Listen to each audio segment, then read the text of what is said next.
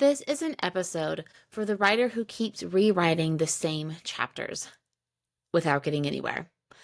I've talked a little bit about the memoir rewrite cycle before, where you slip into overwriting and overediting because you think that one more pass will magically make things click. Today, I want to go deeper into this concept and talk about how to use your clarity to support your manuscript. Let's spend some time exploring what it actually looks like to have clarity in your memoir manuscript. Let's get into it. So first off, I want to validate the frustration that you feel. You have been revising, you've been rethinking, you've been rewriting, reworking, and something about your book still feels off. I've worked with writers who've been doing this for years, in this cycle for years, and you never feel like it's clicking. You always feel like something's off. And this frustration comes from a few different places. You can feel that something is off, but you can't actually pinpoint what it is. So when this happens, you know that something isn't working, but because you can't or haven't identified what that missing piece is, you're just kind of going back into the manuscript and messing everything up and trying to rework everything. You're just kind of going in blind and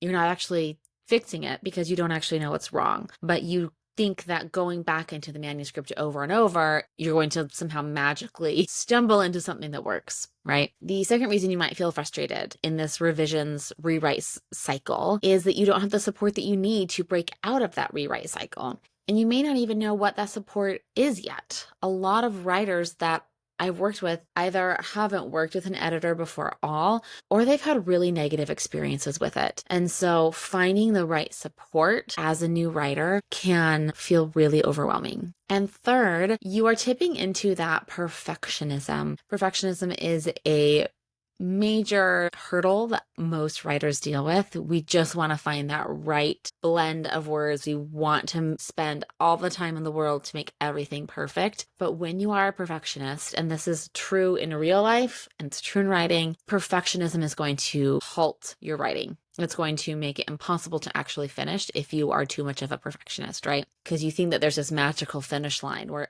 you're going to feel like, oh my gosh, I love every single thing about this. And maybe you'll feel that way for a moment, but I will tell you that I've had work published before that I go back and I'm like, oh, I actually would tweak that and that and that. So perfectionism is always going to be moving the goalpost for you. There comes a point where you will have to say, okay, this is as good as I can make it. And it's good. Like, this is great. This is what I can produce right now. And you get to fall in love with that version.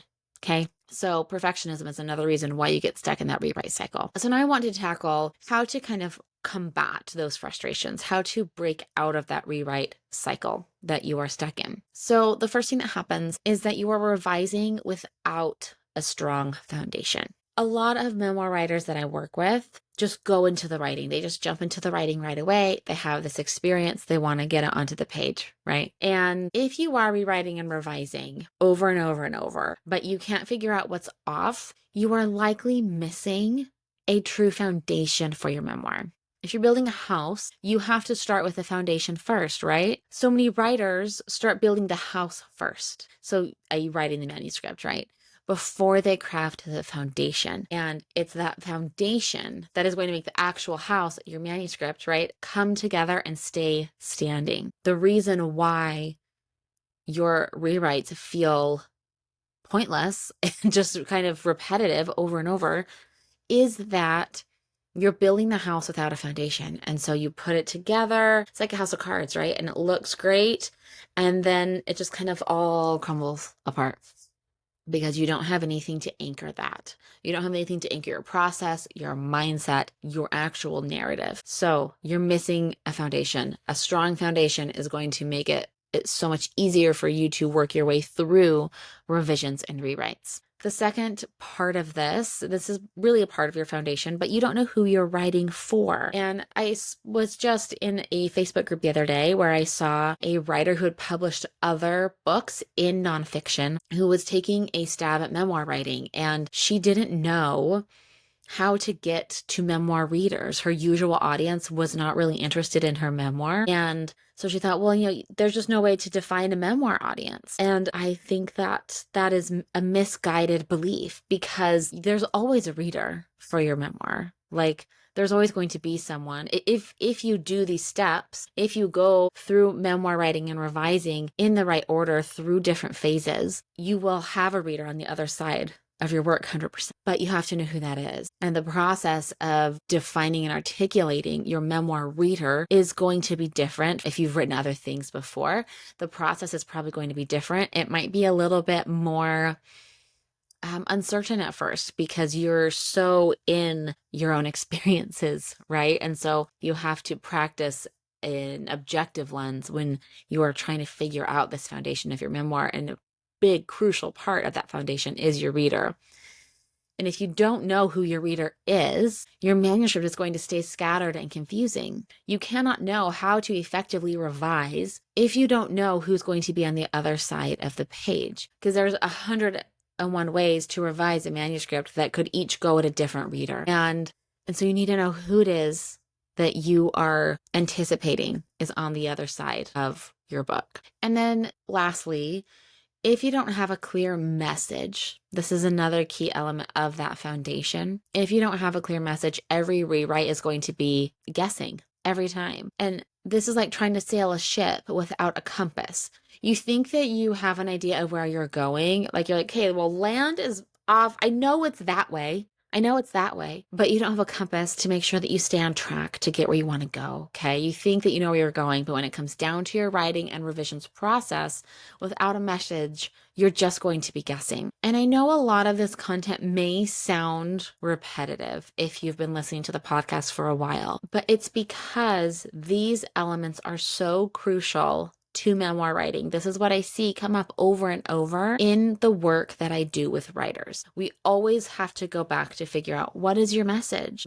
Who is your reader? Like, let's figure out what you're actually trying to say with your story. Because when it comes to memoir, especially, the story isn't just a story. Your story is a vehicle for an experience, for a message that's designed for a reader. So there's a strategy to thinking this way. You have to kind of flip out of the inward-facing writer and think about yourself as an outward-facing author. You get to refine an editorial eye for your own work. And these are new skill sets that you probably aren't familiar with yet. Refining these, articulating these, practicing these skill sets, this is what's going to snap you out of that rewrite cycle. So rewrites do not need to be, and they shouldn't be, if I'm honest, about trial and error. This should not be a trial and error process. They need to be guided with clarity, and clarity that's specific to you, specific to your story, specific to your manuscript. Your rewrites get to be led by a strategy that's customized to your story and your manuscript. Every writer that I work with, we define what this strategy is. We first work out what is this foundation, and then we start to build the house. So before you go back into your revising next time, I want you to ask yourself, do I know what my memoir's core message is? Do I know what I'm trying to say with this? What do I want my reader to take away from this experience? What experience do I want my reader to have? As you're getting into the nitty-gritty of the manuscript and you don't know whether or not something belongs, or you're really stuck on a scene, first ask yourself, does the foundation support this? Does the scene serve my message? And if not, then you get to cut it. Editing memoir is, the actual edits and cutting and stuff, that's a whole other conversation. But really, when it comes down to it, editing and memoir editing is about figuring out what about your experiences support your message and which ones don't. This is what I walk writers through all the time.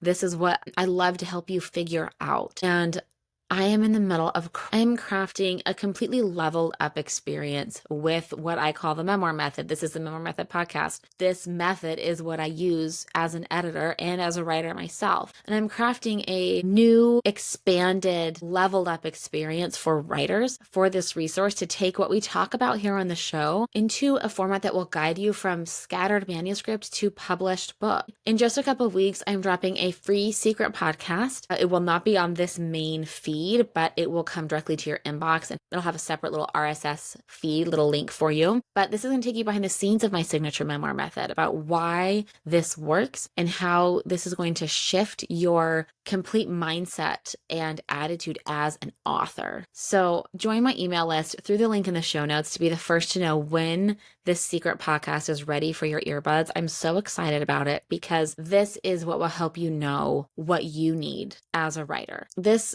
free secret podcast is going to help you figure out what you need to turn from writer to author. I'm so excited. Join my email list. I cannot wait to send it out as soon as it's ready. Have a wonderful, wonderful weekend, and I'll see you next week.